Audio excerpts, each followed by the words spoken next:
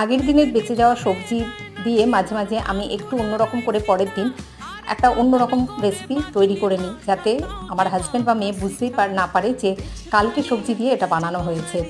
যেমন গতকালকে আমি ডাল ফ্রাই বানিয়েছিলাম, সেটা কিছুটা রয়ে গিয়েছিল, কিন্তু আমার হাজব্যান্ড বললো আজকে পাতলা করে মসুর ডাল করো। তা গাজর টমেটো দিয়ে মসুর ডাল করলাম। এবার ওই ডাল ফ্রাইটাকে কড়াইতে খুব ভালো করে শুকনো করে নিলাম। তার মধ্যে দিয়ে দিলাম একটা ডিম, কাঁচা লঙ্কা কুচি আর পেঁয়াজ দিয়ে ফেটিয়ে নিয়ে সেটা তার মধ্যে ভালো করে মিশিয়ে নিলাম। তারপরে যেরকম করে অমলেট করে সেরকম করে একটু মোটা করে অমলেট করে পিস পিস করে কেটে নিয়ে অমলেট কারির মতো করে নিলাম। এবার খেতে বসে জিজ্ঞাসা করলো আমার হাজব্যান্ড যে এটা কি বানিয়েছো? আমি বললাম ডিম ধোকার ডালনা বানিয়েছি।